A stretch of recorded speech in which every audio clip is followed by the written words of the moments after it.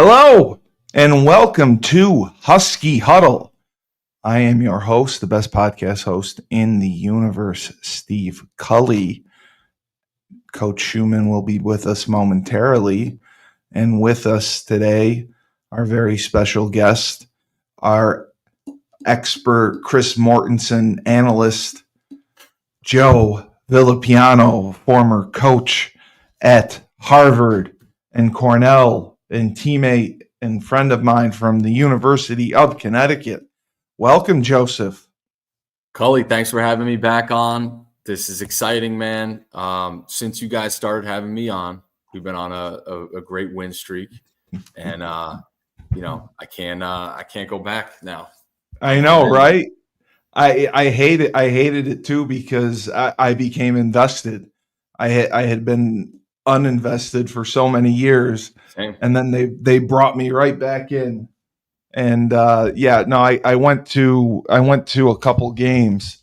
I went with Burton.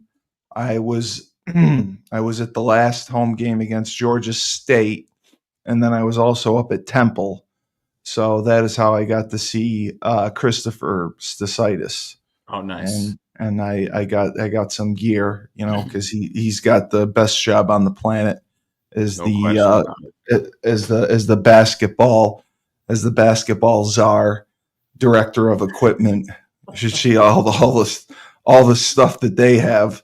It's crazy, and their facility is unbelievable. Yeah, I gotta get back and see it. I have not. That's right where our stadium used to be, right? Yeah, it's where Memorial Stadium used to be. Wow. They definitely upgraded. Let's just say that. So yeah, I'm excited. I want to get back and who I also keep in touch with a little bit through social media is Coach Hootie, and I heard she's back. Yeah, Hootie's been doing a great job. Yeah. Hootie's the head right now. She works with everyone. Awesome. She worked with football. She works with basketball. The main sports. She's doing a great job. And absolute best. I have to mention my friend and sponsor Sean Rabinowitz from Procyon Partners. Sean's son Ben is battling leukemia right now and needs a bone marrow transplant. And they are doing a drive at the University of Connecticut. So everyone from Uconn, make sure you get out for it. We'll have a date on that for you. And if you are not, we will put the link in the show notes where they will mail you a kit. And it's just a quick cheek swab, and you send it back and you can get tested. You could be the match that saves Ben. So we want to do that. And we wish Sean, his wife, and Ben all the best. Looking at this game, Joseph, I was very perturbed and frustrated early on. I watched the first half, and I was disgusted. I could not believe how ineffective we were offensively. And defensively, it was a tough matchup because the Dilfer kid can throw the ball a little bit. They made a quarterback change. Kit. Who did I say? Dilfer, the head coach. Dilfer's the head coach. Kitna. Yeah, they went to Kitna. They had a quarterback who was like a seventh-year transfer who had played. He played the year before. Jacob Zeno. He transferred in, and he initially started the year, but they struggled. So Kitna has played the last several games, and he's been an upgrade. And they came off a big win against Tulsa, which was huge. But I was not expecting this kind of offensive output. They hadn't really run the ball well, and Lee Beebe Jr. had, I think, 173 yards rushing against us, which was unexpected. and they moved the ball up and down the field, and they went into halftime with a 17-3 lead.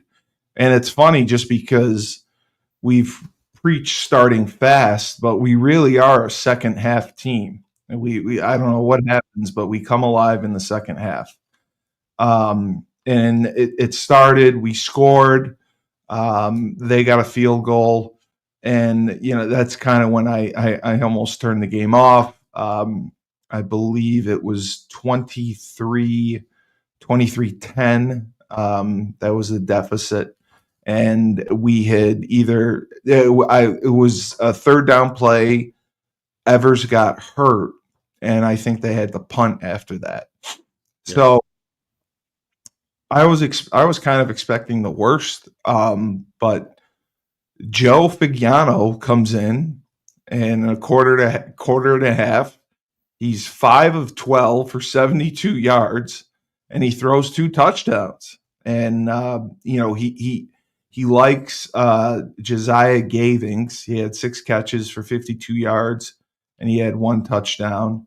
And Shamar Porter also had a touchdown. But at least, Skylar Bell got involved. He had 5 catches. Sheffield got involved. He had 4 catches. So I hate to say that there may be a quarterback controversy, but you had said all along that you thought Joe gave them the better chance to win. And I didn't want to believe that, just because I know Mike invested and believes in Evers, but just watching him play, like I was watching his footwork, I was watching his vision, and he just looks like he kind of stares at the rush. I don't know if he looks downfield. He definitely doesn't set his feet, and he missed on so many throws that were open. I thought there was a big third down that they could have converted. They had, I don't know if it was mesh or a crossing route that was open. He threw way behind the receiver, and stuff like that just kills me. Then they went back to running more of the outside zone concept, and it doesn't work. Especially out of the 20 personnel, they struggle with that, especially trying to go to the field. I think that, when you have your receivers trying to block, it doesn't really work. I think you got to have a built-in. We used to have either a free access throw, which was a speed out, or you run a bubble concept with it. But that was, I thought, the downfall. That just the game plan kind of seemed basic, and they didn't really adjust that much. But I give this team all the credit with the resiliency and the toughness they have. They never give up. They never give up. I mean, even being down like they were, even with their starting quarterback injured, they fought like hell and they came back. But what were your thoughts as you saw the offense? Yeah, I mean, I think you're spot on. The one thing we got to take into account, it looked like on the broadcast that it was like heavy driving rain. It did. Yes. Yep. So it did. There were drops in there, and obviously that's not, the quarterback in the heavy rain is not ideal, but correct. Those guys are, he's a Texas kid. He went, up to Wisconsin, so he should be familiar with that. And same thing with Joe. He's a PA kid that went to Maine. It doesn't get any worse than Maine. You and I played there. I mean, it's brutal. Yeah. So never want to go back to Bangor. No. So my take on it was, I agree. What they did, Cully, and this was your point 2-3 weeks ago. They went back to running the outside zone from the gun, and it just wasn't efficient. You got a guy running, parallel to the line of scrimmage, then trying to cut it up the field, and it wasn't there. And then they finally, they went in the pistol. got back to it. they finally got back to the pistol in the second half, and I thought it really opened up a lot of things. But yeah, from a quarterback perspective, I thought that Nick was struggling out there. To be honest with you, a lot Yeah. of his balls very, very inconsistent, Yeah. late, not accurate at all. A lot of the fade balls that we talked about that he threw so well a couple weeks ago, same thing. He was throwing a lot of them out of bounds. Out of bounds. Yeah. Yeah.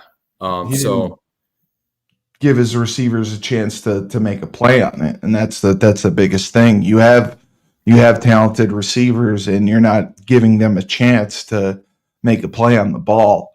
no question. And it limits the passing game. I saw some man coverage, but did you Yeah. see more man coverage or quarters? Okay. Yes, more man coverage than and a lot of cover 3 too. You know, obviously you want to get Right. as many guys down into for the run support. So it was definitely a more of a middle closed game plan for those guys. You know, cover 1 and cover 3, and just the simple, most basic read for a quarterback, Cully, in a 3-by-1 set, and you have one-on-one coverage backside with the X where You got to take it. they had our guy number 1. What's his name? Sorry. That's all right. I'll figure it out. And he didn't go to him. It's like, that's your best receiver. He's your playmaker. That's Skyler. Yeah, that's Skyler Bell. Skyler Bell, yeah. They put him backside. Yeah. Right. And had Skyler back there, and he consistently was looking to the field. It's like, no, man, that's your guy. It doesn't matter what the route is. It looked like, they run some kind of a comeback or a curl type-ish route, back to the quarterback. It's great versus man coverage. It's great on a sloppy field. Yeah. Like, those are easy one-on-one throws. And the safety would start on the weak hash. But yeah, and then you got to be able to realize that across the board, you're getting one-on-one man coverage. That safety is going to go to the middle of the field. It's not rolled up coverage over there. Yeah. And he didn't do that. And then my other comment on that, is playing the position. I played wide receiver, as a wide receiver, you are reliant on so many things. You're relying on, one, a great snap from the center, a great blocking from the offensive line. You're the quarterback getting a good drop, the quarterback making the correct throw. You're relying on other receivers to pull defenders in different directions so you can get coverage. Open. Right. Then you gotta get a good throw, and then you have to do one of the hardest things in football is make a catch going full speed. Right. So it seemed like, to me, this was my take. When Nick got hurt, very unfortunate circumstance, but we've been saying that all along. It's like, man, he's sliding. It's very, very questionable. When they put in Joe Vilano and he came in, it was like a shot in the arm to those receivers. Everybody started running better routes. Everybody started making plays down the field. And I think that kid has an excellent arm and throws great balls. It really changed everything. They threw the ball 8 straight times when he went in the game. 8 straight. And they got they scored 14 points and took the lead right away. 2 touchdowns. Yep. So his numbers don't look great, 5 for 12, but you can tell there was an energy shift when he went in the game. And that I liked. And that, to me, actually, Cully, it was Uncle Terry McClary that made that call. And I agreed with him. Terry said that too. Yeah, he was you're the right. One that said that first, said that they have a better chance with Joe. I think Nick's a great quarterback. But I really think the team responded to Joe being in there. It was an impressive come from behind win. Yeah, I mean, and he's a 6th-year player. He was voted comeback player of the year because I guess he was the starter last year and got hurt and came back.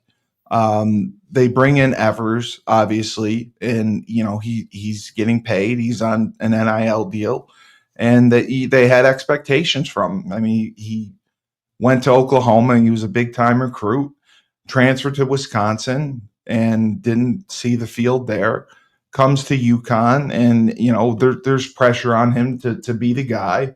And I understand you have a quarterback who has only played 5 games total. You have a first-time play caller, first-time offensive coordinator. So that match is always going to be trouble. That's going to be difficult to get in sync to find a rhythm, to find your identity, to find what you're going to do and what you're going to do well. And I think that those backs that they have remind me of when the Giants won the championship in 2011 or 2008 when they had Earth, Wind, and Fire. They had the three backs, Yeah. and that's what we have with Robinson, Edwards, and Brown. And you never know who the hot hand is going to be for that day. And it was, Robinson ran well, and Edwards ran well. Mel Brown didn't get the ball as much, but when you're running less plays, that's also an issue. Yeah. So they had to make the most of the possessions they had. But I don't. It's amazing to me to see how they come out in the second half, and it's like a new game. It's like Coach Mora does such a phenomenal job getting those kids prepared, making adjustments, forgetting about the first half, putting it behind them, having a short memory, and going out and executing and winning this game. And it was sorely needed. They go into the bye week, which I think is huge. But the one thing that concerns me is I don't think they need a quarterback controversy. I don't know what I didn't see what Evers' injury technically was. They just said he went down. I couldn't find any direct info on what it was that happened. I'm going to try to look for it, but Just call Bob. He'll tell you. Bob Howard. Did you see that Bob it was 400th game? Yeah, I did see that. I did see a lot that. of football. That guy's seen a lot of ball, man. Man, it's crazy to think, and he's still the ageless wonder. He still looks young. He looks great. He still looks like he's 20, 25 years old, and he's been there forever. Yeah, you know what it looked like to me, Cully, and this is kind of the evolution of lower body pads. Like, remember we used to have the hip pads that came up above the hip bone? It looked like he got a hip pointer right in that, and those things hurt, man. But they don't wear those. They don't wear those anymore. No, they don't. Hip is exposed. They don't wear the girdles with the hip pads or the ass pad or any of that. They're lucky to wear knee pads. No, they don't wear knee pads. They pull them up. It was like, look at that spandex shorts on. Yeah, it's crazy. But let me make a comment on just Coach Mora. I think unbelievable. He must run the program like an NFL program. These kids are so mature. They don't go in the tank when they're down. Never. And that always happens in the NFL. You always see those guys, they're down by 3 touchdowns, and then they come storming back because they got pride, and their coaches are being encouraging and letting them just figure it out and be players, be ballers. Let's get our playmakers the ball and go. So I really think that they do that, and he allows his coaches to coach. He allows his players to play, and those kids, you're right, man. They got a lot of heart, a lot of grit, and they seem like they have a maturity about them when they're down, that they're going to come back. Now, let me say this, though. I do think that UConn was outplayed, and they were lucky to win that game. Very lucky. Very lucky. If UAB doesn't have 4 turnovers, UConn's not winning that game. 2 picks and 2 fumbles. And they were very questionable calls. That ref seemed like he was – I mean, he probably had a bunch of whiskey after that game. Like, he had a lot of tough calls.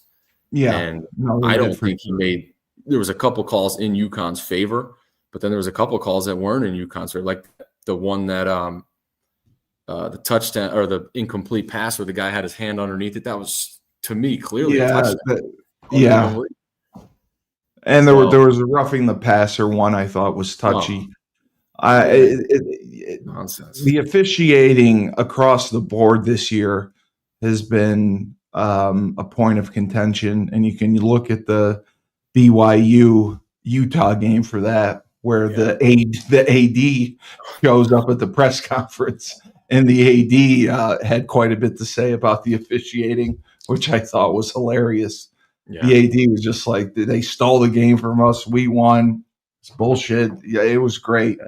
that he stood up for his players. But that's another team that's been disappointing this season. But I mean, if anyone told us in July that we would be 7-3 at this point, it's the first time that we've had 7 wins since 2010, which is crazy. Best start since 06, right? Yeah, yep. Right. It was it was a Fiesta Bowl year where they went 8-4 and ended up 8-5. So it was the 2010, 2011 year that it happened. And I think, Syracuse losing to BC, that looks good for UConn. I think if they're healthy, if they make some adjustments, if they come in with a good game plan, they can beat Syracuse. I think they can beat Syracuse. I think they played Duke very well. Played Duke tough. They played Wake tough. So I definitely think they can play with Syracuse. And Kyle McCord has done a great job at quarterback, but he turns the ball over. Yes, and yeah. the way our defense is, our defense could, the turnover margin is just incredible. I got to check that for our team stats, but the turnovers that we're getting, you're right, is saving the day. And looking at everything, you're absolutely right. Total yards, UAB had 400. I can comment on their offense too. I thought they did some great things. They did. They ran the ball well. They ran the ball very well. They had 170 yards rushing, 233 passing. I thought their protection was good. They had some good concepts in there. They moved the ball down the field. To me, oh yeah. Trent Dilfer, I actually know him. I've recruited some of his kids. He used to be the head coach at Aptos High School out here in Northern California. Was he at IMG at all or no? Yes, he went from Aptos High, which is right next to Santa Cruz, to IMG, I believe. And then from there, he went maybe back into the NFL and then to college. So I met him. I recruited one of his quarterbacks back in 2010. Good football player. And then another crazy story is I actually saw Jalen Kitna throw. He went to Brophy High School for a year in Arizona. Wow. Yeah, I went there. John Kitna was the head coach and came right up to me because he actually knew one of the guys on our staff. I'm wearing the Cornell shirt, came right up to me. He's like, hey, my best friend works at Cornell. This guy, E.J. Henderson. So I actually got a chance to meet Jalen and see him throw when he was, I think, a sophomore in high school. He was young, but he was tall. He was a big kid, tall, skinny. But I thought they did a great job. He does not have a perfect release. He's got a strong arm, but they did a great. Their screen game was, to me, incredible. Oh, they had some big plays off their screens. And it was just, screens are very hard, very intensive, take a lot of very work. hard to execute. Yes. They kept that really is why they scored 20 points in the first half because their screen game was amazing. Yeah, they had some big plays off the ball. Yep. And they made our defensive line run around the field chasing these guys.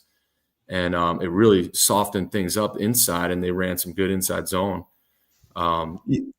They did. There were some huge holes in there. And the only thing that concerns me, and I mentioned this before, when we pressure, it seems like we always play man with it. And that was something that I rarely saw as a coach. When teams would bring 5 or teams, whatever, you'd see 3 under 3 deep or 4 under 2 deep. You would never see straight man coverage. And I think that's why, one of the touchdowns, they gave up a long completion for a touchdown. They brought the blitz. It was picked up, and they scored on it in the second quarter, I believe. Yep. But that's my only concern with the defense is why do you play man behind your blitzes? because it just seems like a rarity. Or is that something that teams are doing more of? Yeah, I mean it's the evolution of the RPO game. You go Oh, is three that why? three, yeah, Okay. 3 under 3 deep stuff. There's a lot of holes in there. There's a You lot of start holes. start blitzing, then you're blitzing the read guy. So he's going to be on blocks. But if the quarterback gets it out, there's going to be holes there. So Yeah. teams are kind of manning up across the board and trying to Trying to disrupt the timing. disrupt the timing. Exactly.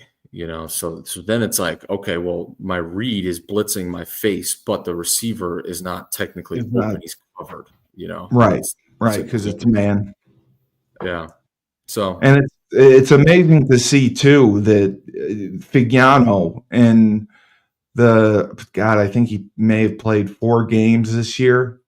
He's already. I mean, he's got 1,000 yards passing. he does. Yeah. He's only completing 56% of his passes, but 13 touchdowns, 3 interceptions.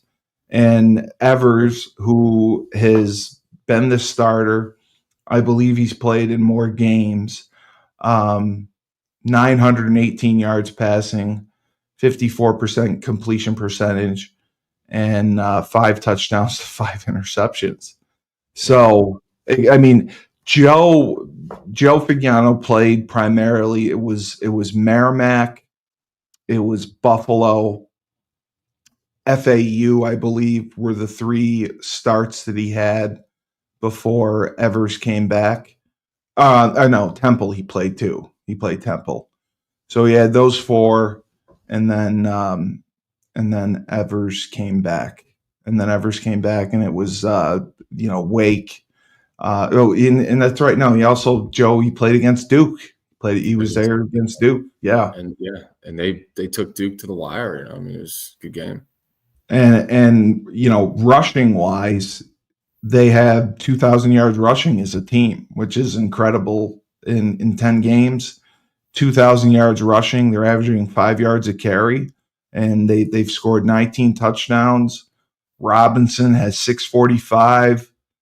Cam Edwards 527, and Mel Brown has 510. So I mean, and Evers has 234. But that's just incredible. The three-headed monster. 3 guys over 500 yards is exceptional. It's just going to be interesting to see what happens. Because I was talking with Mike Burton. Cam Edwards is a sophomore.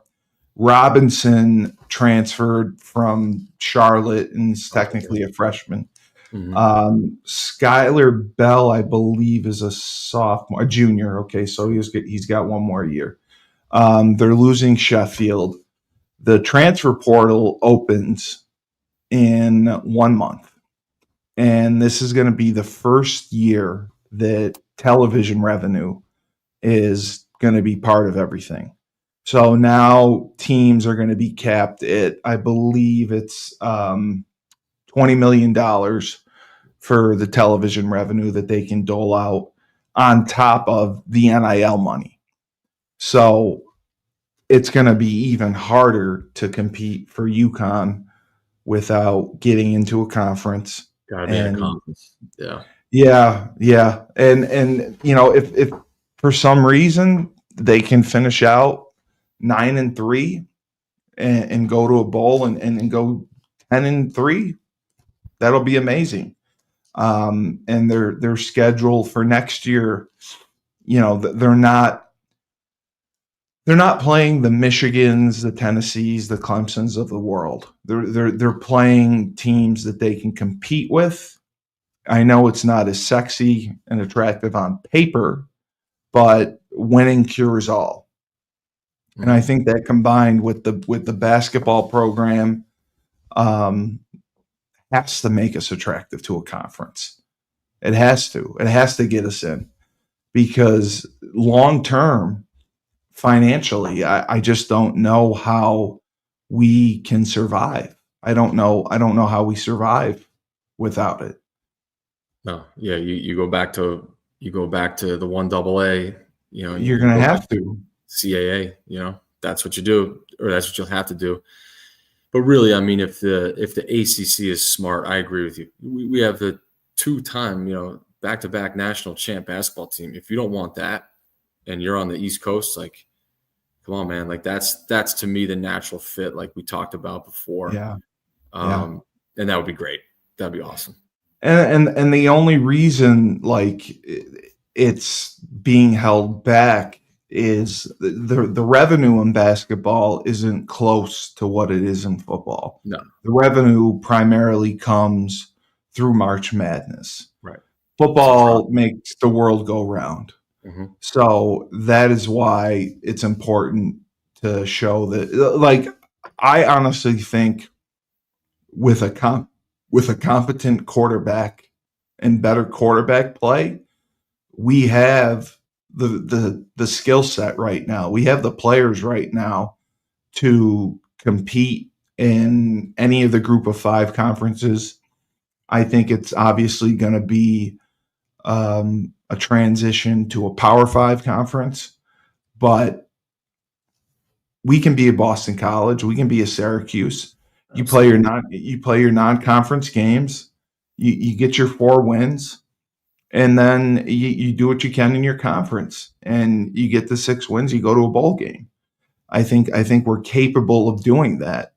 And then it comes down to the collectives working together, raising money. And once they have that television revenue, I think that'll really put the monkey off their back, because going there and seeing the facilities that they have, it just blows my mind. There he is. There's the man, Coach Schuman. What's up, Hey, Coach? what's going on? Sorry, I had a spirited podcast going. You're stealing all my hosts, Schuman. You got Shane, you got Maria. I mean, who do you want next? Steve, I'm a spark plug, okay? You're the man with the witty comments, but I'm a spark plug, so I get them going, Listen, how about this, okay? This before I don't know what you guys are talking about, but I have to tell you this, Steve. And Joe, I don't know where you are politically, but I have to tell you this. So Shane has been like anti-Trump. Oh, big time. Guess who he voted for? He voted for Trump? Yep. Because he watched the Rebel Republic, I bet. Rebel Republic, baby.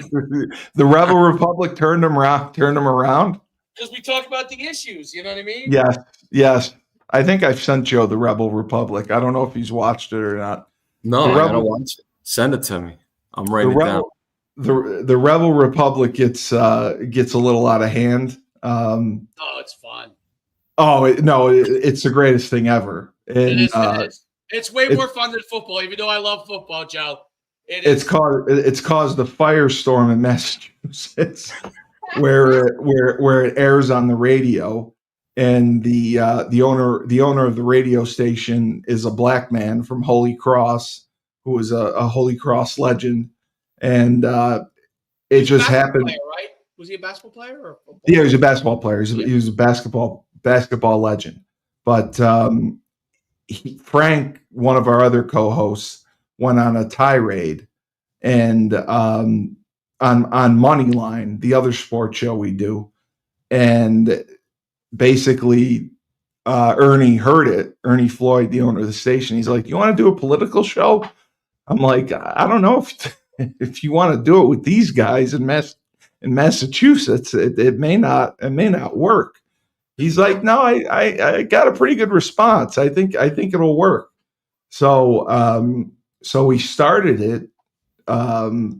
Maybe it was in September, and it took off. It blew up. And it's a lot more haters, but it's still very interesting. So you had Shane talking a little politics.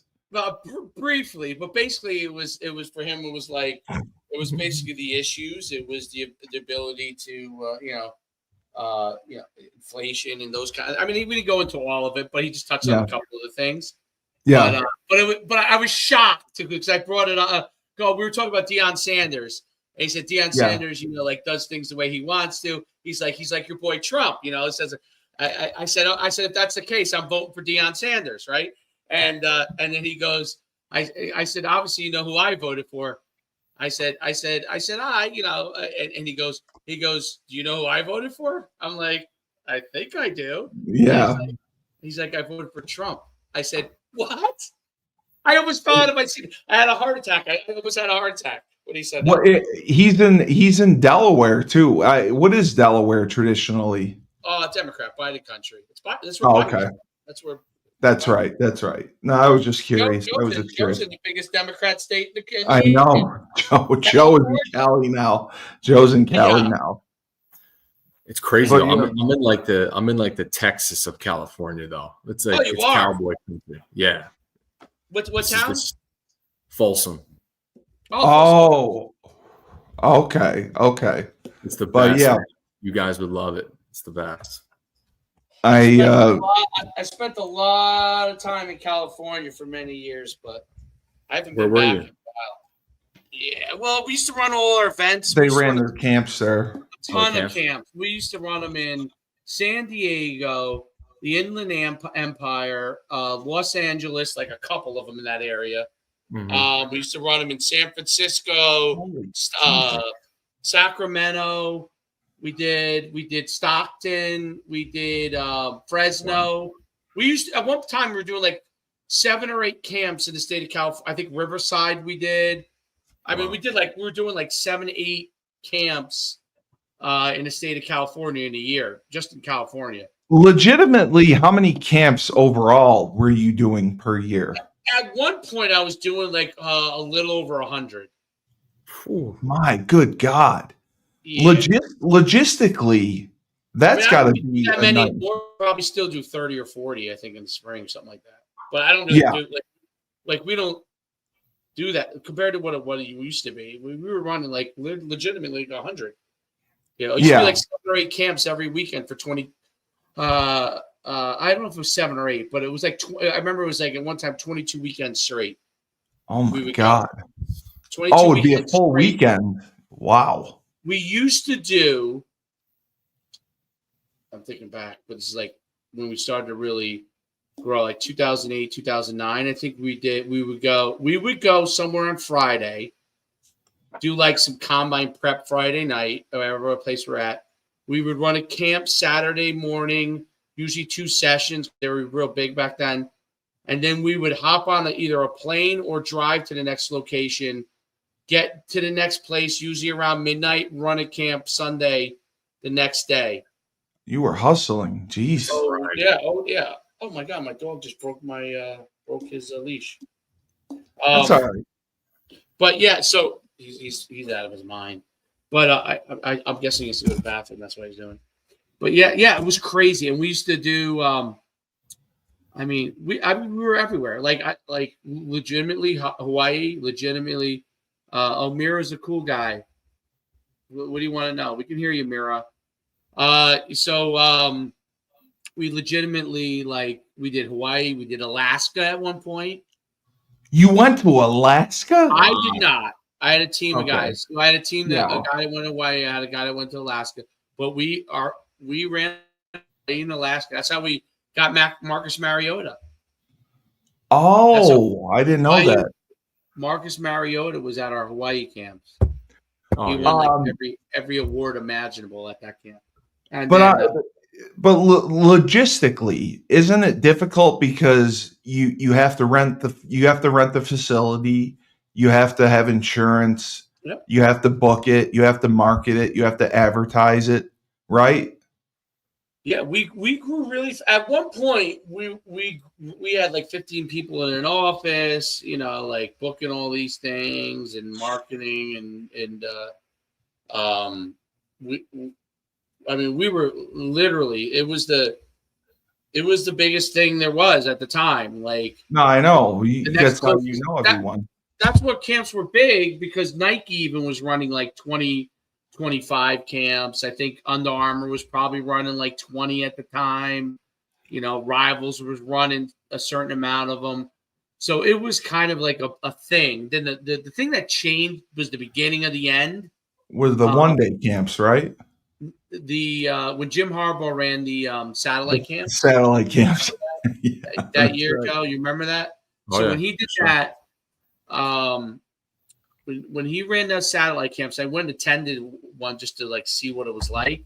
The loophole, yeah. I knew at that point that it was going to become harder and harder. And then the colleges obviously took that model on campus. One day, their versions of it, their one-day camps. So even though it was in the summer, there was a lot more of those. There's only people only have so many dollars to go around, right? Yeah, so there comes a point where they have to pick and choose what they're going to do. And so that kind of changed it a lot. I mean, we're still running them, but it's different. And then 7-on-7 became really big. That's what you said. So, people can only be at one place at a time. So if a kid's playing in a 7-on-7 tournament, he's obviously not at a camp. So yeah, you were ahead of your time. So Joe, you guys drew a lot at Harvard for your one days, right? We did. And we had about 1,000 kids come through every year. And was it strictly through the month of June that you would do the one days every weekend? We would do 3 in June and 3 in July. Oh, you did do them in July. Okay. Yeah, well, it was Yale that kind of pushed the envelope on it, and then we just kind of followed suit at Harvard, and we had a couple. And, we figured if a kid's coming from California out to the East Coast to do a Yale camp, come up to our camp the next day. So we kind of had to. We were forced to do it. And trust me, Murph did not want to do it. He wanted his July to be off. Yeah, right. He was old school, right, Murph? Yeah. Very old school. Yeah, so it was about 6 camps a year. Yale did like 8 to 10. But you get about 1,000 kids come through, and you guys know. I mean, that's how you make a bank. I mean, that's how you, especially for the lower paid guys, that's how we made a lot more money. So we had Murph on our prospect podcast. I want to say it was this summer. We had him on. He was great. Yeah, we had him on talking just like the changes in college football and all that kind of stuff. And obviously, you know what his opinion is of it. I don't even have to ask you. But he was great though. It was great to kind of how he was, because we had Andrew Orich on early. I don't remember if he was after Murph or before. I can't remember. But we had it, and it was so interesting because the difference kind of in how the approach is. Obviously, Murph is a legend, and so it was really interesting to hear how he approached things and how he did it. It was, and then talking to Andrew Ulrich, who was obviously in his first year, and how he was going to do things. It was very interesting. You basically had the guy who was really obviously a legend and did it a certain way, and now you had a new guy that was coming in and how he was going to do it. Joe, did you draw at Cornell when you? Not as much. No, not as much. And there was still a decent amount of talent, but not great. It wasn't as much talent, and it wasn't as many kids. I would say probably in the 500 to 600 range. Yeah, and you would get the kids that would go to your camp would be the ones that nobody else wanted, right? Right. Yeah, that's how it was at Dartmouth too when I was there. Yeah. And a lot of local kids, like these upstate kids, Yeah. We have very, very limited talent in New York. Joe, just so you know, I got to do my first PA announcing. I was the public address announcer. Unbelievable, man! That's great. Congratulations. That looked awesome. I had the crowd all fired up. I got yelled at by the coach's wife. It was great. The coach's wife came up to the press box because the winner of the region plays at the Carrier Dome, as you know, at the Dome. It's not called the Carrier Dome. So it was the fourth quarter. New Hartford, we were up 29-0. It was the first time I've been back in 20 years. And I start saying, and we scored again. And who's ready for the Dome? It's time to go to the Dome. And the crowd started going nuts. 2 minutes later, he sends his wife up, and his wife tells me to tone it down and says it's disrespectful. And I said, lady, the other team's football is disrespectful. This ITC football team from Syracuse, they're watching them play is disrespectful. They couldn't get a first down. So they're playing Indian River Friday night in the dome for the finals, which I like to attend. I can't believe how good our team has gotten. I can't remember. Did you meet any or you heard of the Vitulos, right? At Yeah. Cornell? Yeah. Yep. So one of the Vitulo kid, John Vitulo, his son is the quarterback. Yeah, you and sent me his film. Was it last year? I might have. He was a sophomore. He's a junior this year, and he's really good. He's Good. really All right. good. Yeah. That's awesome.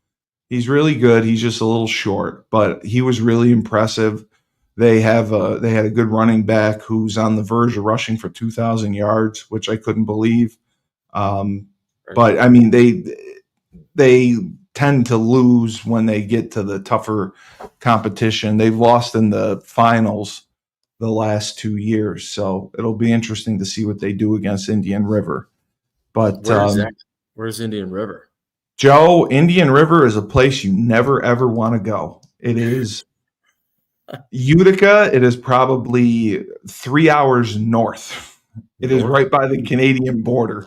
Oh wow! You know my camp.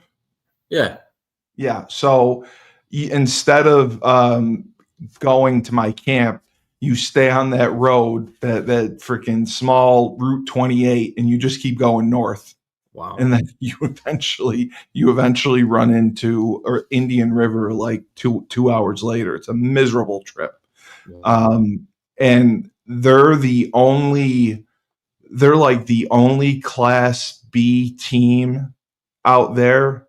They play all the local teams, but they basically win their class by default because there's no other teams. And they're really good because they get kids from the Army base that's up there. It's up there. And was it Fort Bragg? Yeah. So next to Watertown up there. Yes. Yeah. Oh, wow. They get the Army kids just like Watertown does. Yeah. So that's a big part of it. But anyway, Dave, we were talking about UConn and the tale of two halves and how the first half was just dismal. Joe was talking about the execution. Nick just looked befuddled, like, they ran some 3-by-1. He's got a 1-on-1 matchup with Skylar Bell. He's not taking it. He's looking to the trip side. He saw there was plenty of man coverage. He missed a lot of throws. The fade ball, which he typically throws well. He was, Joe said he threw it out of bounds. There was a third down. They had a conversion. They ran a crossing route that was wide open, and he threw behind Sheffield, and it would have been a catch and run for a major, major gain. They stuck with the outside zone crap, and it went nowhere. Like, they would get penetration. UAB's D-line would get penetration immediately. And that's what I remember Julius was talking about, that how they were pretty good up front. And, our guards would get pushed back. So our backs would get tackled in the backfield. Like, it was rough. It was rough. And then the second half, like Joe had said, it amazes me how Mora reinvigorates the kids to where they almost forget about the first half. And like the second half is a new game. And it was 7-3 in the third quarter. UAB kicked the field goal. They went up 23-10, I believe. And then Nick got hurt on a third down. They punted, and Joe Vilano came in, and they scored 21 straight points in the fourth quarter, and UAB scored nothing. And it was just amazing that they came out of there with the win. The big play was in the fourth quarter. Cam Edwards had a 48-yard touchdown run with 2 minutes left. Yeah, but I mean, what are your thoughts on the quarterback situation? I mean, because I can't remember who it was. Maybe it was you who said Mora has never benched a quarterback during a season. Do you think that there's a quarterback controversy? Do you think that Evers should get benched? Do you think that he would benefit from maybe watching from the sidelines for the last two games? So what's the extent of his injury? See, that's what I couldn't find. I wasn't able to. He get injured at the time. What was? I couldn't tell. Joe thought he may have had a hip pointer. I didn't think it was a concussion. Okay. So I think for now they need to abandon the dual threat game, and until he has an opportunity to really get a little more seasoned in the off season, where he can understand. Like, look, you watch like a Jalen. You want to see who runs the dual threat game. Alabama. I mean, they lined up 3-over-3. That inside linebacker drops. He takes off and runs. They have that. He understands that scheme. He's obviously a great player, but Evers has some talent there. I don't think he's going to get there this year. I just don't see it. So I don't know if there's any benefit to him per se by benching him, because it may disrupt his confidence for some time, but I don't know what his confidence is at. He's only going to have 1 year left anyway. I thought no, he's got 2 years left. He's got 2 years left. Yeah. So Joe is done, right? So yeah, Joe's done. You're right. The kind of question is what are you planning for? Obviously, if you're trying to make the team as best as you can, to me, you probably got to go with Joe. Okay. And I agree. But the question is, Joe has always looked good in relief duty. He's been a great relief pitcher. He has not been a great starting pitcher. Correct. So I don't know, I really don't know this answer, because what I do find amazing is that we've won, 8 games? What do you have, 8 wins? We're 7-3. 7-3. I can't believe that we have 7 wins without a quarterback per se. It's actually my fault. Usually teams that have this kind of a situation win 3 games. So his leadership and we would have in the past. His leadership, and I think the quarterbacks, in all respect to them, they must both be guys that players like. They must be decent leaders. Okay.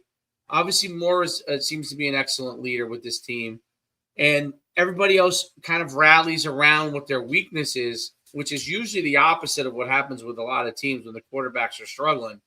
But it seems to be the team kind of rallies around the situation, and the guys find ways to make it happen, which is a team. Like, they're truly a team, because there is not a quarterback slinging it. By the way, I'm watching my dog because I know he's got to go to the bathroom.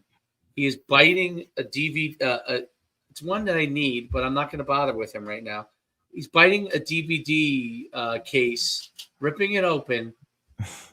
And he's going to destroy the DVD shortly, which is hilarious, but I really don't care.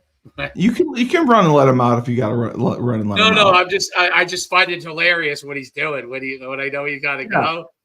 It's funny. But yeah, I think that that's a very tough situation, because you got Evers for the long run, possibly. You don't know what you're going to do for next year. You may bring in another guy. He can't transfer again. It's his third time. This was his third transfer. Listen, they're going to bring another guy in. They're going to transfer in another guy. There's no I think so too. No doubt about it. And they have the number 1 QB in Virginia, like you said, coming in. That's number 1. Is that the freshman? Yeah, the freshman, the true freshman. But I still think they're going to get – and they also have the other freshman that's going to be sophomore, the 6'6" kid. Oh, yeah, the 6'7" Colt. Yeah, that's right. I forgot about him. And I'm sure they're going to try to get a transfer. I mean, everybody's doing it.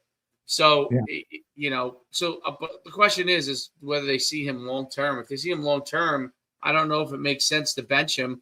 And basically, you could bring in Joe in relief duty. I don't know what the conversation is that you have there, but I just think I just think overall it's mind blowing that we're winning these games without really any great quarterback play.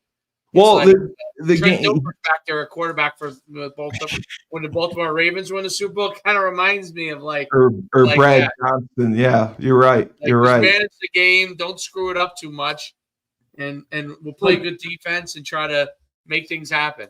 I don't know. Joe had a situation similar at Cornell, didn't you? You had a running quarterback who was pretty athletic, and then you had a quarterback who could sling it. And Cully, that was you read my mind, man. That's exactly where I was going to share my experience with it. I've gone through this, guys. Yeah, I got you. And it's the reason you can see that there's a big difference is there's a completely different game plan when Ever's in the game and when Joe was in the game. It's night and day. They threw the ball. Yeah, they threw the ball 8 straight times with Joe. Now they're down in the game, but that's totally different. They've never done that with Nick. Ever. No. So in my experience, and this is what I told the quarterbacks, because you got to be honest with these kids in the meetings. I said, listen, we have one guy that's an excellent runner. We have one guy that's an excellent thrower. I need both of you guys to combine your talents to be one great quarterback. So what we did is we would use the dual quarterback system, man. Like we'd play both of them. Yeah. And that, Coach Schuman just said, like, what are you planning for? The plan is to get into a freaking conference. So they got to win games. Yeah. So which quarter, you can't stay with Nick. If Nick stays at a full time, they're going to need to throw the ball to win. And I think that, like I said, it was a shot in the legs when Joe. Everybody was energized and pumped. He moved the offense down the field. And Coach Schuman's right. He hasn't done great in the starting role, so then play both of them. Like, who cares? Did you do it did you rotate them by series, or was it situational? It was situational. It's just like it's a different game plan. Well, if you have 2 game plans, then just all right, second down, I want to run quarterback run, or third and short, I want to run quarterback run. I'll put the other kid in. Yeah. Yeah. As long as you're somewhat balanced, you can't completely, which is what they do anyway. Nick can still throw the ball, just do his strengths, get him on the run, do things like that. I think that's the way that they can attack teams. And, you got to get your team to, and obviously the quarterbacks, they want to be QB number 1. So it's a hard thing to do, and it's not fun, but it gives your team, if you're at this stage, it gives your team the best chance to win, I think. Well, especially these last 2 games are so important. The Syracuse game is the most important game of the season. It was the most important game of the season when the schedule was first announced. So going into that, I think you have to go with Joe. You have to limit the read game. And you're going to have to cut off the backside end, and you're going to have to hand it off. You're going to have to get away from that outside zone BS, or you're going to have to RPO it, which I don't see a ton of. And if you do go with Nick, it's got to be a really tight, dialed down game plan for what he does. If you want to run the outside zone with the read, fine. If you want to run the naked, fine. If you're going to get in the pistol, fine. The passing game, it's got to be. I don't know how he is with the timing routes. I mean, he can throw the fades. He can throw a dig, but a curl or a whip route or an option route. He struggles to put the ball where it needs to be. To lead the receiver, put it behind the receiver, or wherever to protect the receiver. That's what concerns me. And you're right. Terry said all along that he thinks Joe is the better guy, and Joe gives them the best chance to win. And I think that sends a message to the team. It's like, hey, listen, we know that Joe. We know Nick is getting paid NIL money. But we know that Joe gives us the best chance to win. So We're going to go with him for the last 2 games, and we're going to see what happens. Because we're going to a bowl game. We have a chance to win 9 games. And that would be the first time, God, since 98 when they had that 10-3 run. You know, they could legitimately finish 10-3, even if they, if they can beat Syracuse and UMass. You know what I think? I think Joe is the better quarterback. Okay, I think Joe is the better quarterback, not running. He's the better quarterback. Yes. And the problem has been, even when he was the starter, is they were never committed to him. So if they weren't committed to him being the starter, he's limited in the kind of success that they're setting him up for. And the reps that he gets, yeah. Well, he was repping when he obviously was hurt, but I'm saying the commitment that he's the guy. He knows as soon as at the time, he knows as soon as Evers comes back, he's going back to 2, right? So, it's I think now it's become clear that one guy is a much better passer than the other guy, right? And it opens things up big time. My thing with the Evers is a good runner. I don't like. He's not great. Evers. I don't like the halfway good runner, as a dual threat guy. I feel like if you're a dual threat guy, you have to really be. You got to go runner. Otherwise, you're a drop back quarterback who can run. Like Josh Allen, they would say he's a dual threat. No, he's a drop back quarterback who really can run. Right? Turns it on. That's very different. That's very different than a guy who's like a dual threat, expected to a certain amount of times. I just don't see that. I don't now. I don't know what Evers runs the 40. I don't know how fast he really is. I don't know if he can get there. He's not there right now. He's not. He's not there right now. Joe is the better quarterback right now. Joe is a better quarterback right now. And I think you'd have to kind of have that conversation with Nick and say, listen, this is what we're going with. You know what I mean? If something changes, he really struggles, we can go back to you, but we got to go with Joe. We owe it to the team to go to the best guy. Okay, the best guy right now.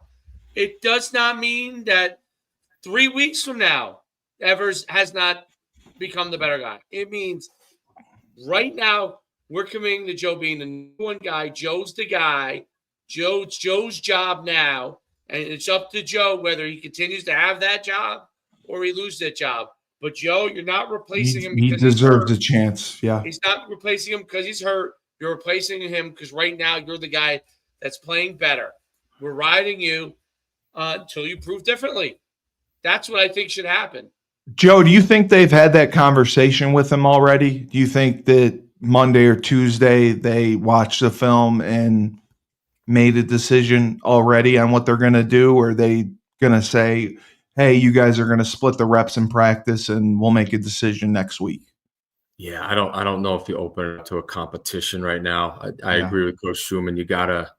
I think by today, they probably had yesterday off. Today they practiced. So I think they got to name a starter. Whether or not they tell that to the media, that's a different thing. But I agree with Coach Schuman 100%. And it's not only, we look at their record as 7-3 and it's great. And we say, great defense, but it's also their run game. They've controlled the game with running the ball. 2,000 yards. 2,000 yards rushing. And yes, Nick is a part of that with over 200 yards rushing for sure. So I don't want to downplay that. But you can find different ways, like we talked about before, efficient pass game to take up, to take those reps from the quarterback run game and be great at things like spacing and stick and snag, so that it's your quick game is an extension of your run game. So you won't miss having the quarterback run not be in the game plan as much. Absolutely. Or what Coach Schuman said, I think is a great point. Is he a dynamic runner? No, he's not. But is he a situational runner, and does he do well in situations like third and short and low red zone? Yes, I think he is. And so you can use that. And if that's his game plan, then use him for that. And I think you have yeah. One of the things I think we get caught in college football now because everybody wants to have a dual threat guy is that like the running backs are the best running backs usually on your team. Okay. That's why they're there. Running backs want to run the football. Receivers want to catch the ball. Okay. And this is my thing about a decent dual threat runner, but not an elite dual threat runner. If I'm a running back or I'm a receiver and the dual threat quarterback is a decent but not elite runner, I'm thinking, why aren't they handing the ball to me? I'm a better runner than this guy. Yeah. Okay. I'm a better runner than this guy. Why are we wasting time with a guy that's not as good a runner? Now, once in a blue moon, that's okay. Like, you see like in the NFL, a guy pulls on his own read when obviously everybody's going to the running back. I just want a jet sweep. I think they should give Skylar Bell a jet sweep. That's all I've wanted. A jet sweep is good, but the overall thing is, first of all, your run game will be much more effective. A jet sweep will be much more effective if the running backs are the main threat. The jet sweep comes off of that, right? So, I think that you have to have a philosophy that the guys who are the best at doing what they do should get the ball the most. Right. And you don't take a round was it a round peg and put in a square hole or a square peg? It doesn't matter. It's one or the other. The other, right? But the bottom line is that's the deal. Joe is a better passer. The running backs are better runners. The receivers are better pass catchers. They're better. Those guys are all better threats. Work around that, and I think you have a chance. Now, listen, if Joe starts throwing the ball to the other team, then we got a problem. Okay? Which he hasn't. Which he has. No, he's got like a very good touchdown interception ratio. But 12 touchdowns, 3 interceptions. If that changes, then that's a different situation. But to me, this is a team that has good running backs, solid receivers, an ability to have a drop back quarterback. I like both tight ends too. Yeah, and you could run the ball and, like Joe said, use the quick screen game to be able to utilize what you would have got done with the dual threat quarterback. It serves the same purpose. Okay, an RPO could serve the same purpose with the run game. You know what I mean? So it still gives you that kind of option thing. I don't see the purpose of it. It's like wasted carries to me in the game. It's wasted carries. Yeah. It is. It's okay to do it once or twice in the game, but when you're doing it 9 or 10 times, it's wasted carries. Those are carries that you go to establish the tailbacks. Exactly. That's the way I look at it. When you have an elite runner at QB, when you have absolutely, dude, run the guy. I mean, run him, But Joe, no, I just wanted to say to Joe, the other thing I suggested, they love going 20 personnel with 2 tailbacks. I think they should do the zone read option with them. The zone, and then the other back orbits. You read the end, and then you run the option off of it. I think that would be a good complement to the outside zone. Just zone read option. And then I like the speed motion with the one back. You read the front side linebacker. He goes with the speed motion. The quarterback runs a draw. If he sits, you throw the speed to the back, and you have trips out there. That was the other thing I think they could add. That's what Alabama does, okay, with Jalen Exactly Miller. right. So to me, everything requires practice work, okay? You can't practice everything. Takes away from something else. If you're going to go and double down on the option, okay, you got to be committed to it. Zone read or QB option read, okay? The zone read option, There's a commitment to that. The quarterback has to be committed to understanding the read and making the right read, all right? Like what I like that like Alabama does is they do a lot of follows with Jalen Milroe because he's so strong. They do it looks like a read, he follows. Okay, they they run the draw. It's a box fade throw, or he takes off and runs. It's like you said, the orbit motion, Yes. pass or a draw. Okay, everybody's blocking. Those are very, very simple things to take advantage of what your quarterback can do. Exactly. Guy is not going to run draw down the field. He's not. No. He's not going to take off like Jalen Milroe and maneuver his way down the field 50 yards. No. And we try to run the Q outside zone with him, the Q lead with him. And I thought that was a waste too. It's good on 3rd and 2, and it's good in the low red zone. That's it. Yeah, exactly. To me, that's when I've seen it be effective for UConn. Exactly. And I think with Joe, they'll have more success in the play action game because they'll run the ball better. Teams will have to respect the pass. So you'll have less guys in the box. You'll be able to hand the ball off more, and then you can do your play action stuff, even out of the gun, which I don't like.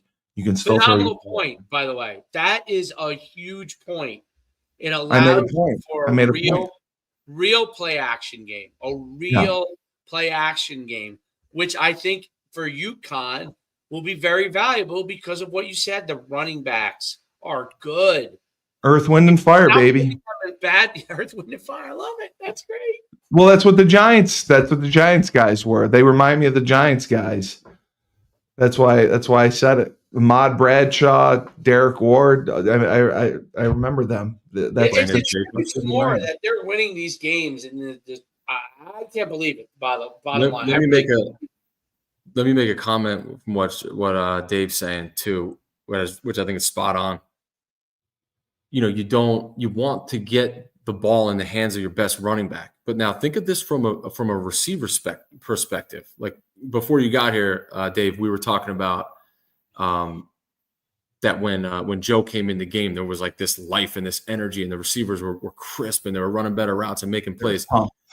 And who do you so if you have the better throwing quarterback in, who are you more willing to run those routes and do that for? It's the same. Yeah. It's the same exact thing. You want that guy that can make the throws and has everything more dialed in. Yeah, the reads and everything. So, I think it really boosted the entire team's morale when he went in the game. So you can't overlook that. That was you could see the frustration, the body language, the frustration on the receivers, where it was like, oh Jesus. Yeah, when I looked at the stats before I looked at the game, and I actually thought they were going to pull out. I thought they were going to pull Nick out when I was watching. I did too. I would have pulled him at halftime. I would have pulled him at halftime. And then he got hurt, and I was like, oh, that's why he came out. But I actually thought they might have taken him out. Yeah, just because of play. Yeah, no, I mean, most coaches would, but I can't remember. I thought it was Dave who said that Mora has never benched a quarterback in season. I can't remember if it was Dave or not, but somebody had told me that Mora has never benched a quarterback in season. That's such interesting to see. It definitely wasn't me, so I wouldn't know that. It wasn't you. Okay, it wasn't you either. But that's a dangerous hole, corner to paint yourself in. Like, you got to win football games. Let's put all the nonsense aside. I know it's the quarterback position. You got to treat those guys differently, but like, come on, man. There's a huge sense of urgency right now because 4 weeks away from the portal, the NIL money, the television money's coming into play. We are going into a land of uncertainty at UConn. So it's very important to finish out strong, and basketball will take care of itself. And then hopefully we can get into a conference. And that's all we can hope for. How much better is Kyler Murray this year now that he is bought into the fact that he's taking the game off his shoulders and putting it in the hands of his receivers and running backs more? He's the point guard, like you said. Is he? Exactly. He's so much better than when he was running around for his life, trying to do everything himself. I really think that receivers, when they're running 700 sprints during the game and the ball doesn't come their way, exactly. I mean, Receivers are psychopaths to begin with. Okay, they're divas. They can be divas sometimes. Of course, hey man, they are, dude. They're in shape. They're ripped. They're tall. Not Joe though. Joe's not. They get all the chicks. Do you think they don't want to get the football too? I mean, come on. So yeah, that's what I said. Like the better word is they're probably almost all narcissists because they're used to being the man. You know what I mean? Yeah, so, yeah. Joe's a big narcissist, so that fits. Yeah, there you go. There you go. Well, a possession receivers probably are a narcissist, unfortunately.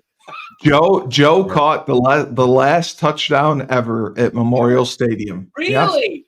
Yes. I did. Yes. Yeah. I didn't know that.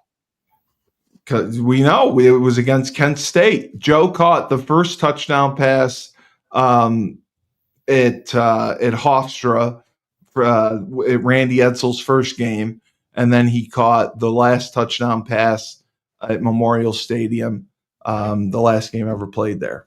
So do you have that very few in between. Actually, you know what's funny? I forgot who it was. Maybe it was. Let's say it was cystitis. So after we beat Kent State, we smoked them. It was 60-14 or something. Yeah. They put us in. I was a backup, and I think I told the story of how I caught the pass. But then after the game, cystitis comes running up to me, and he's like, Joey V, you're not going to believe what happened. I'm like, what? He's like the guy that runs the Hall of History or the Uconn sports history came to me and took the ball, and he wants to put it in the history thing. So it's in the facility. No. This was before the facility was built. Oh, so I swear to you, I'm not lying. When we, a year later, I'm signed on there as a grad assistant coaching. I go into that alumni history hall, whatever the hell it is, and right next to like Diana Taurasi, cutting the nets down, Sue Bird, there is a football. It says this is the last touchdown on the 50 years of Memorial Stadium scored by Joe Vilano. Right next to that, I'm like, get the hell out of here, man. That's cool. That's cool. I'm jealous. Yeah. So then, Coach Baylock invites us back to the Burton family football complex. Right. And I go in, I'm like, I'm expecting to see it somewhere, nowhere to be found. That's what I figured. It's not there. So where is it? Don't know. I didn't even know we had like an athletic history. We'll find it. Well, do you guys know that? Do you guys remember that building? It was on your way up to Hale and Ellsworth, on your way up to Hilltop. Yeah. Yes. In the middle there. I didn't know that's what it was. That below level is the history of Uconn athletics. Oh, it was right. Yeah, on the walk up.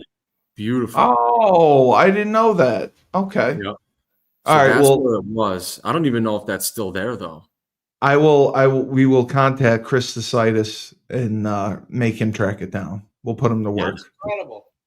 Perfect. We'll put him to work. So Memorial Stadium, 12,000 people can be seated on one side, 50 on the other. Well, we ended up with some 20,000ers occasionally if you counted the parking garage and the people on the grass or whatever. Oh, so when UConn went Division I, because I don't remember, I might have gone to some of those games. 2000. I was probably drunk back then at those games, so I don't really remember much. But I wonder if so when you guys were still in Memorial Stadium, but you were Division I, right? Correct. They made an exception because we were having our stadium built. We got people. Did you have like 25,000? No. We got an exception from the NCAA to go Division I without having the requirement of 30,000 people. Oh, okay. We got a waiver from them. So we started in 2000 officially as being 1A. But you must have had bigger crowds than like what we had when I was We would have like 2 games or 3 games that were big crowds, but not like in general would be like 8 to 10,000, and then we'd have 2 or 3 games that might be like 15 or something. No, we had pretty good crowds. We always had pretty good crowds. Yeah, well, remember Cully. Remember our senior year. I think it was our senior year. Georgia Tech came into town with Calvin Jones. Yeah, Georgia Tech thought it was a high school stadium. I remember. Yeah. But the first play of the game, they threw like an 80-yard post over our head to Calvin Johnson. To Calvin Johnson. Yep. I remember that vividly. Yep. I do remember that. But I mean, we finished out. We destroyed FAU when they had Howard Schnellenberger. I remember I got to shake his hand. And then we beat Kent State. And Dean Pease, the head coach, had a grudge against Randy for 20 years over it because he thought we ran it up on him. I remember his comments afterwards. And then we shut out Navy down there 38-0. That's right. And then we finished with the win against the ranked Iowa State, the first Big 12 win. We beat them, I think it was 38-20. So, that's when they had that quarterback. Seneca Wallace, yeah. Yeah. Tyler loves telling the story because he got the sack Seneca Wallace. That's like the highlight of his life. He sacked Seneca Wallace and Phillip Rivers. So Tyler thinks he's immortal because of it. All right, because the next year we went to NC State. Yeah, we almost beat them. Phillip Rivers and Mario Williams. Yeah, Mario Williams. That's exactly right. We actually had them on the ropes, and then we were on a 2-minute drive to win the game. And Orlovsky threw it to Fel Dyson, and I think it got tipped and it got picked. Yeah, but we were going down to beat him. Yeah, that was that's the last year we won 9 games. Yeah, it was 2003 we were 9-3. That's right. And I think there may have been another year, but I forgot about 2003 was 9-3.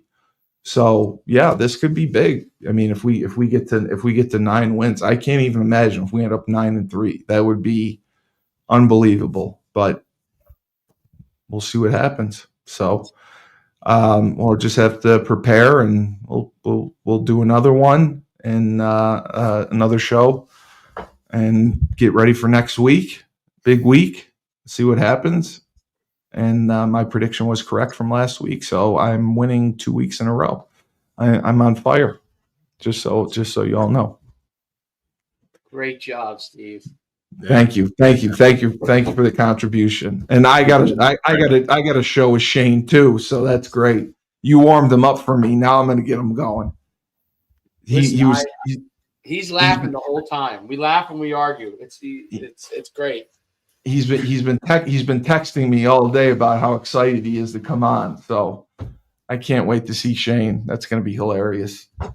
All right. So this has been another stellar Husky Huddle for the man himself, Joe Vilano, former Uconn wide receiver, Harvard Cornell coach, the next best influencer YouTube channel. If you're watching, hit that subscribe button on the Coach Schuman Sports and Entertainment YouTube channel. Subscribe so we can get to 1 million subscribers. Joe, you're in charge of that too.